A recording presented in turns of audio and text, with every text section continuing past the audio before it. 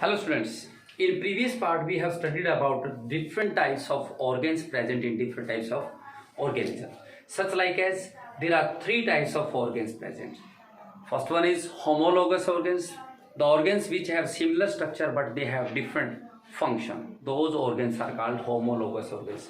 Such like as human being hands, forelimb of cheetah, horse, as well as we can say that fins of dolphin. And second one is analogous organs, the organs which have different structure but they perform similar function. Those are called analogous organs, such like as wings of mosquito and wings of bat. And third types of organs are vestigial organ. Vestigial organs are those organs which are found in a body but they are non-functional, but they don't show any function. Those organs are called vestigial organs, such like as vermiform appendix in human being, in large intestine. Maybe the vermiform appendix was used by the herbivorous organism for storing the cellulose, because cellulose is a complex substance which is not easily digested. Now in this part we will discuss about how the evolution can take place. We have seen that Darwin show the organism, how the organism show evolution. He wrote a book in 1859 and the book's name was The Origin of New Species. In this book he showed that there are some postulates about related to evolution. First one is natural selection, just like as the organism which can change itself according to the nature condition, such like as summer, winter, hot, cold, frost, rain, etc. Those will survive, otherwise eliminate from the earth. And second one is food struggle. The organism in this population who will survive on the earth, which have the tolerance power to compete the successful in the food struggle. And third one is origin of new species. How the new species originate. If one organism change their place, migrate, and due to migration some genes may be changed from one native place to another. Gene drift, gene pool, etc., as well as geographical changing. These may cause evolution, origin of new species.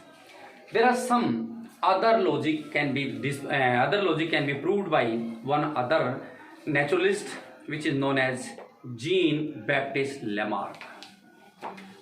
Jean Baptiste Lamarck. Lamarck was also known as a famous naturalist who showed many processes how the organism evolution can take place and how as the organs may develop. One postulate of Lamarck was very famous: use and disuse of organs. Use and disuse of organs. How the organs developed, it depends on the usable. How the organisms use these organs. वही organ ज़्यादा development करते हैं जो organism जितना ज़्यादा use करते हैं. And the organs which maybe remains vestigial organ inside the body or eliminate, which are not used by the organs. According to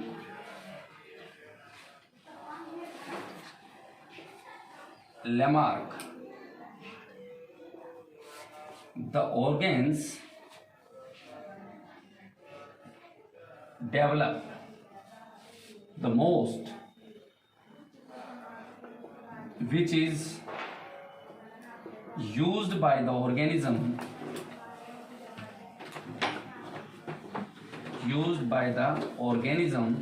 the most. वही ऑर्गेन्स ज़्यादा डेवलपमेंट करता है जिसका ऑर्गेनिज्म सबसे ज़्यादा यूज करता है. And the organs which are not used, those may be eliminated from the body or remains body inside, just like as non-functional called vestigial organs. If the organs are not used, then these organs otherwise eliminate from the body or maybe remained in body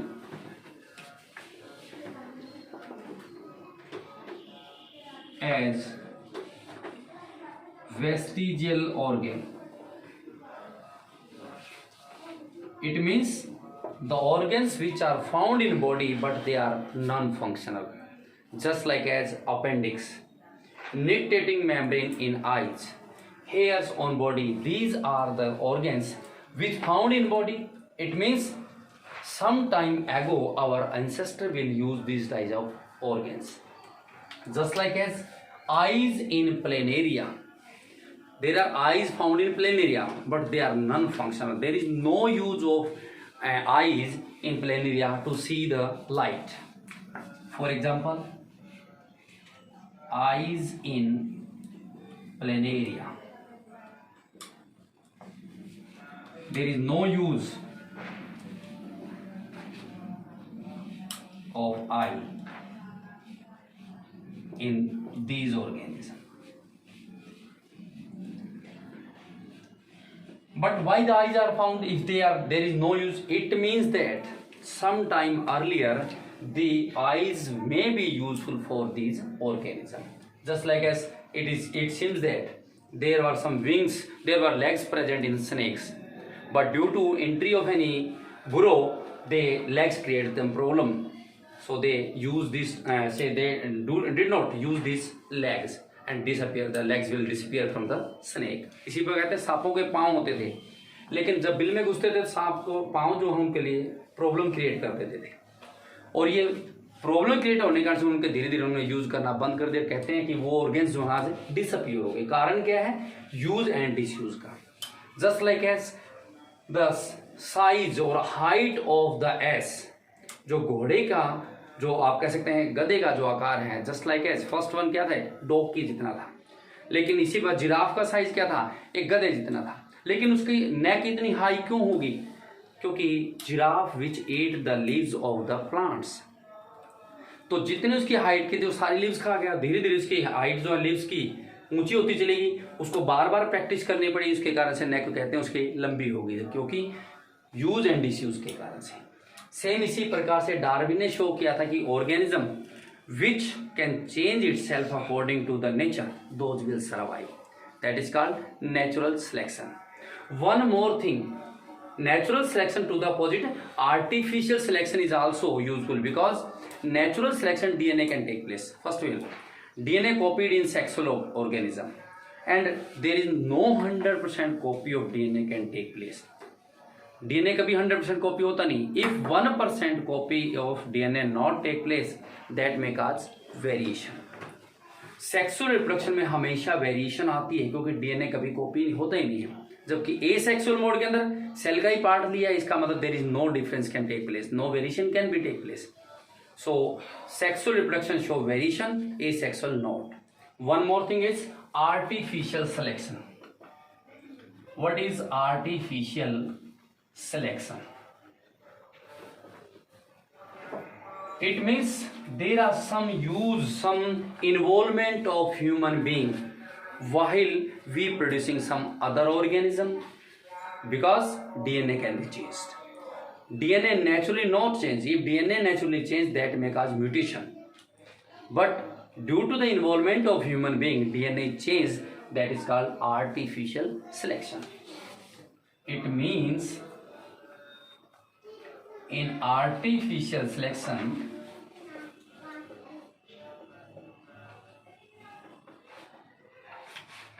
the involvement of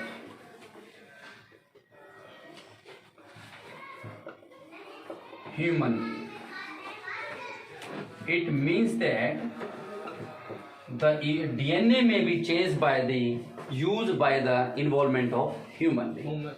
Just like as some farmer which used to create of the crops of wild cabbage, but nowadays there are different cabbage can be produced.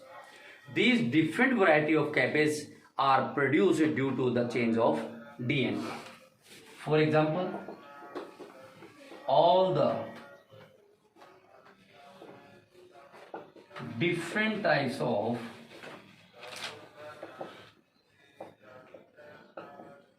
cabbage produced due to the change in DNA of wild cabbage.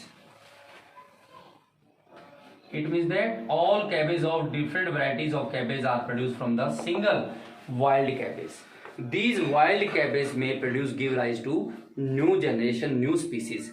First of all, for example, if the sterile flower, यदि cabbage के DNA change करने के कारण से sterile flower है, then it may cause cauliflower, फूल गोभी जिसको बोलते हैं. इफ लीफी, और यदि लीफी की बात है, ओनली लीफ ही है, it may cause cabbage. Leaf may be green, the green cabbage, and if the leaves are red, then that is called red cabbage.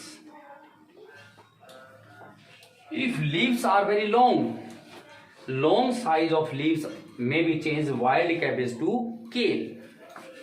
Long leaves or leafy, that may call kale. If they change into a swollen part, यदि वो खुले हिस्से की तरफ एक swollen part में change हो गई है, then that wild cabbage is known as kohlrabi. If it is swollen part, then it change into kohlrabi.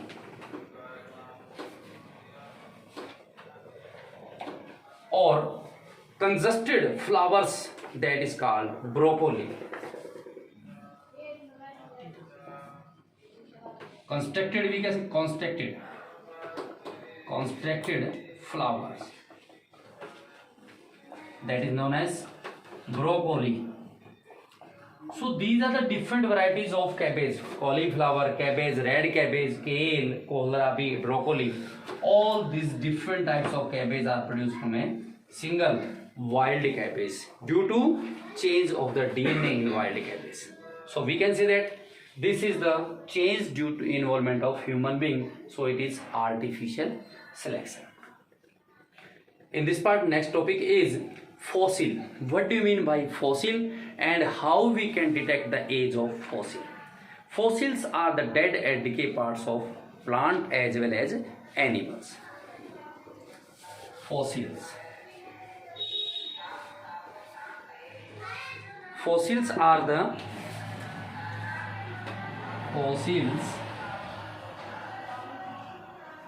these are the dead or decay part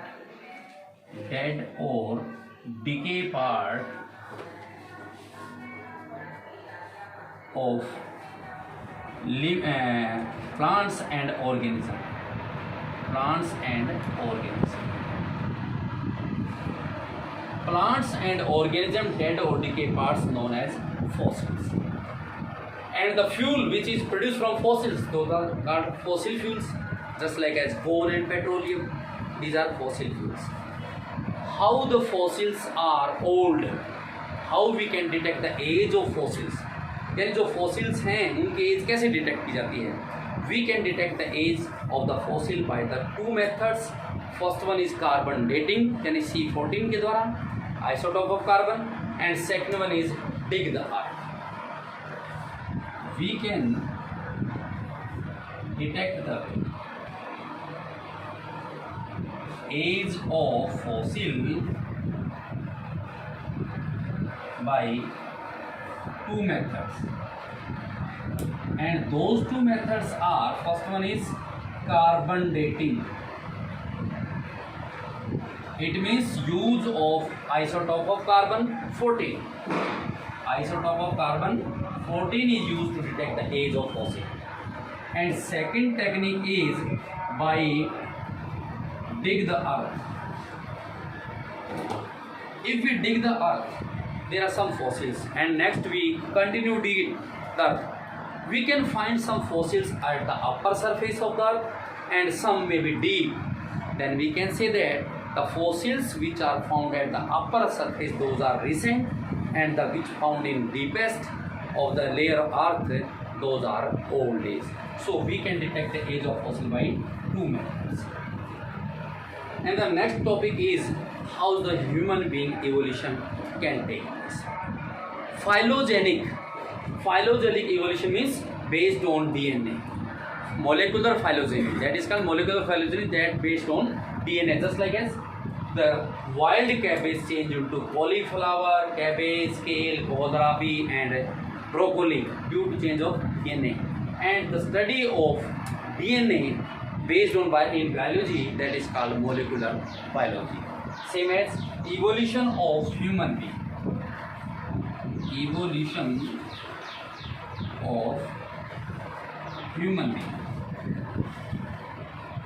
We know that human being evolved our ancestor or human being ancestor footprints just match to the South Africa. The footprints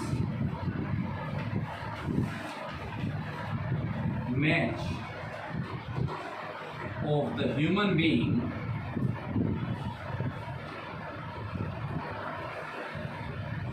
with the South Africa. It means that our ancestor may belongs to South Africa. Maybe sometime earlier our ancestor belonged to South Africa. The human being, scientific name of human being is Homo sapien. The scientific name of human being is Homo sapien. Homo sapien, these are the two words. First word is related to genus and second word related to species. Both words are written separate. The first letter of genus is capital and first letter of species is small. And if these are handwritten, we underline separately. This is the scientific names, nomenclature, binomial nomenclature features. Our ancestor, it means also belongs to South Africa. So we can say that human evolution can take place from South Africa. Human being जो south Africa से उसका evolution हुआ तो जैसे जैसे population south Africa के अंदर बढ़ती चलेगी the competition just like as for habitat and food may increase. So the human being may start its spread from one place to another in searching of food as well as just like as habitat. तो इसी प्रकार से human being जो है वो या तो habitat के लिए या फूड के लिए एक प्लेस से दूसरे प्लेस पे चला गया और जहाँ वो जाता चला गया वहीं पे जाकर उसका इवोल्यूशन स्टार्ट हो गया. First of all human being starting from wide out from South Africa to West Asia to Central Asia, Central Asia to East Asia, then Eurasia to Ethiopia, and finally Ethiopia to Bering Land of America. And as the agriculture started, the human beings settled down at their native place, and so evolution of human being. So we can say that the human being, just like as West Asia, Central Asia, East Asia, Ethiopia, Eurasia, all those have the footprints which match with the South Africa. So we can say that human evolution can take place from South Africa to all of the world. Clear?